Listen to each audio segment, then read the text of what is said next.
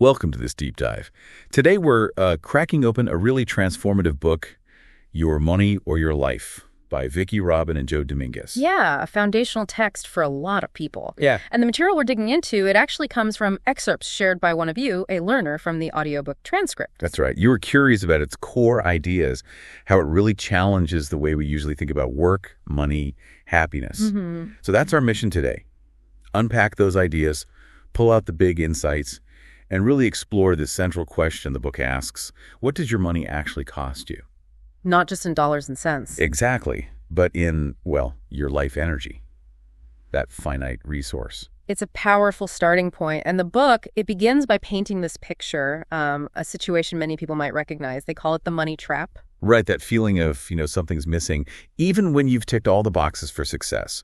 The source mentioned examples like Penny Wei, the successful saleswoman working, 70 hours a week? Yeah, or Carla in data processing, Diane the computer programmer. They had the good job, the nice home, the prize, as the book puts it. But they felt let down, or trapped, or just kind of empty inside.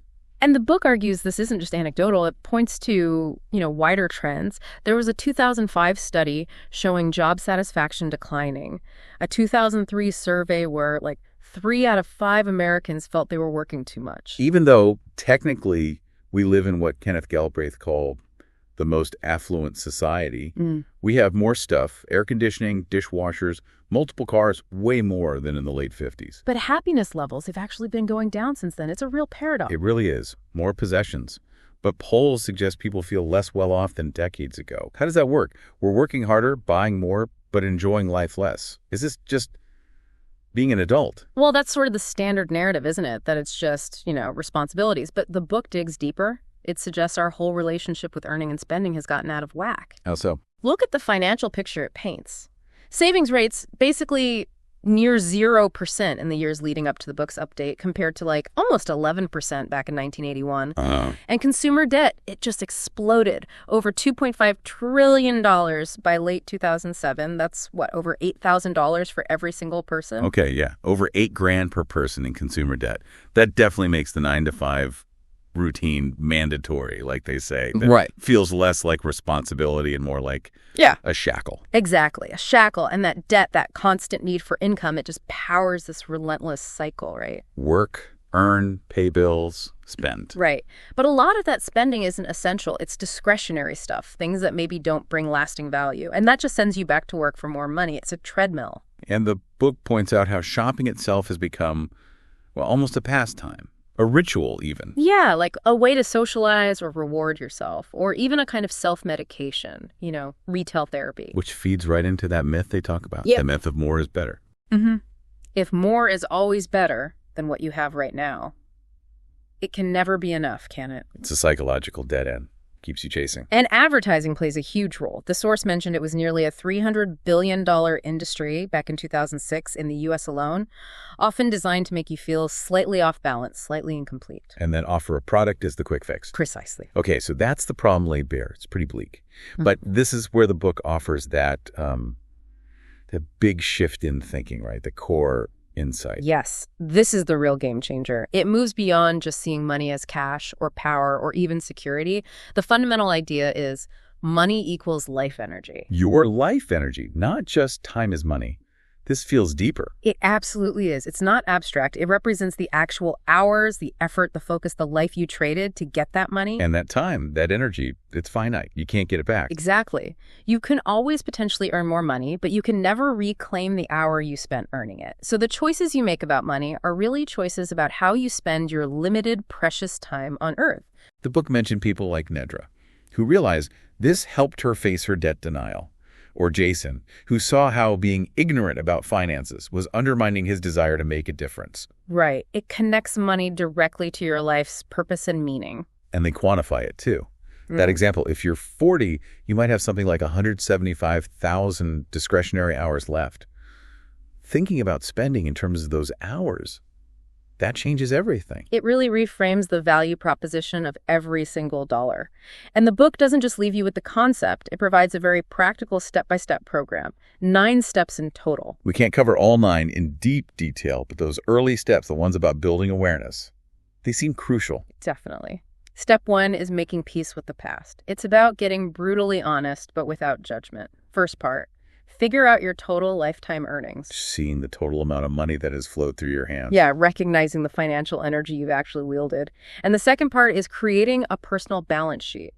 List everything you own, subtract everything you owe. That gives you your net worth. A clear snapshot. What do you actually have to show for all that life energy you've already spent earning? Right. No judgment, just facts. Okay, now step 2. This is where, for me, it gets really eye-opening. Being in the present. 2 main parts here, starting with calculating your real hourly wage. This is huge because most of us just think, salary divided by hours worked. Simple. But it's not that simple, is it? Not according to the book. You have to subtract all the hidden costs associated with having that job. Money and time. Like commuting. Exactly. The time stuck in traffic, the cost of gas, or transit fares. The book gives an example like 7.5 hours and $100 a week just commuting. Wow. What else? Buying special work clothes, they call it costuming, maybe 1.5 hours and $23 a week. Right. Or extra meal costs, grabbing expensive lunches, coffees because you're out, you're rushed. Could be 5 hours, $40 a week. And what about the non-obvious stuff, like the time and money you spend unwinding from work stress? Yes. Decompression time. Needing escape entertainment because the job drains you maybe another 5 hours, $40 a week. Even vacations, if they're primarily about getting away from a job you don't love, the book counts those as job-related costs too. Maybe 5 hours, $30 a week, spread out. So you add up all that extra time you spend because of the job and all those extra dollars, and suddenly that, say, $17 an hour job damage. It could plummet to a real wage of maybe $6 an hour. That's incredible. It really puts things in perspective. The source mentions Larry G., who doubled his real hourly wage just by cutting those job expenses, packing lunch, taking the bus.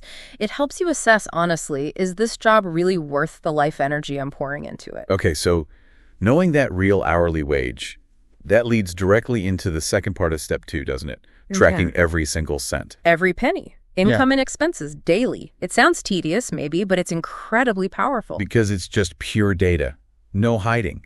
You see exactly where that life energy converted into money is actually going. Precisely. And that leads into step 3, the monthly tabulation. You take all that daily tracking data. And organize it. Yeah, you create spending categories, but, and this is key, they should be your categories reflecting your life and values, not some standard budget template. The source mentions Rosemary had beauty and aesthetics. Lou and Steve focused heavily on pets. It makes it personal. And this is where you might find surprises, right? Like that doctor realizing he had a shoe fetish only after tracking. Exactly. Or Steve finding he spent twice as much on cookies as on music. It just reveals those unconscious spending patterns. The source even threw in that stat about the U.S. footwear industry, $44 billion in 2007. Average woman owning 19 pairs but wearing only 4. Tracking brings that stuff to light. But the absolute killer part of step 3, the real transformation, is converting those dollar amounts into the hours of life energy they cost you, using your real hourly wage. That's where the rubber meets the road. Yeah. So spending $84 on magazines isn't just $84. At that $6 real hourly wage. That's 14 hours of your life gone. Or the big one, $1,500 on rent at $6 an hour. That's 250 hours of your life energy every single month. Wait. If you work a standard 40-hour week, that's about 160 hours a month at the job. Roughly, yeah. So your housing costs you more hours of your life than you actually spend at your job earning the money. That's mind-blowing. It can be, can't it? And seeing those numbers, clearly, without beating yourself up about it, that awareness is the foundation for change. Step 4 then gets you to ask key questions about each category. Did I get fulfillment equal to the life energy spent? Does this align with my values? How would this change if I didn't have to work? And step 5 is about visualizing progress, making it tangible on a wall chart. Okay, so you've built this intense awareness. How do you shift behavior? Step 6 talks about creative frugality. Yeah, and it's crucial to understand this isn't about being stingy or deprived. It's framed as valuing your life energy, getting the most fulfillment, the most joy for every hour spent. It's actually presented as an act of self-respect. And a big piece of it is just stopping the need to impress other people. That whole keeping up with the Joneses, conspicuous consumption thing. Absolutely. The book claims just dropping that alone could save you, potentially, thousands, even millions over a lifetime. It's huge. What other strategies fall under creative frugality? Well, things like consciously avoiding impulse buys. Apparently, over half of some store purchases are spontaneous. living within your means, obviously. Learning basic repair skills, the source mentioned a woman fixing her own heating system. Wow, okay. Anticipating needs so you can buy smarter, maybe used. Researching quality so things last longer. Thinking before you spend, essentially. And what about community? Sharing, trading? Big time. Things like LAT systems, time dollars, doing home swaps for vacations like Jane Z trading her DC condo for places all over the world, or even just simple babysitting co-ops among neighbors. So it's about shifting from buy the solution to create the solution. Exactly. Using your ingenuity, your community, your skills, growing some food, making gifts, finding treasures at yard sales. It's about unleashing creativity, not just your wallet. Okay, so awareness, conscious spending. And step 7 is about maximizing income, getting the most value for the life energy you do trade in your job aligned with your values. But the end game, the goal woven through the later steps, is financial independence, right? Reaching the crossover point. That's the destination. It's the point where the income from your investments is enough to cover your monthly expenses reliably. So your money starts working for you. Precisely. You're converting savings, which is just stored life energy, into capital. Capital that generates more life energy in the form of income without you actively having to trade your hours anymore. And the book discusses investment strategies. I know Joe Dominguez was keen on U.S. Treasury bonds for safety. He was for the core income stream because of their reliability. Though smartly, the source includes that cautionary tale about the worthless czarist bond. Nothing is 100% guaranteed forever. Good point. But it also acknowledges that people using the program now often use a mix: mutual funds, index funds, maybe socially responsible investing, especially for the money beyond covering basic needs. The story of Claire and Mike reaching FI, mainly with treasuries and lifestyle changes, shows it's possible, though. And the underlying message seems to be, get knowledgeable yourself. Don't just hand over your financial future to quote-unquote experts. Take back the power. Understand where your life energy is invested. So bringing this all together, for you, the listener, who brought us this material, your money or your life offers this really complete system. Yeah, those 9 steps. It starts with building that radical, sometimes uncomfortable awareness of where your life energy is actually going. And it directly challenges those cultural messages that more is always better, that buying stuff is the path to happiness. Then it gives you concrete tools. Tracking, the real hourly wage, conscious evaluation of spending, this idea of joyful, creative frugality. To shift your relationship with money, moving from maybe fear or habit towards intention and alignment with your actual values. And finally, it maps out a path toward reclaiming your time, your life energy, by aiming for financial independence. That point where your needs are met by your capital, not just by trading hours for dollars. It really transcends being just a money book, doesn't it? It's fundamentally about your life, about making sure how you earn and spend lines up with what truly matters to you. Which leaves us and you with a pretty powerful question to ponder. If you truly knew, down to the hour, what every purchase cost you in life energy, and if you were free from the absolute need to trade your time for money, how might your choices look different starting right now? What would you do with all that reclaimed life?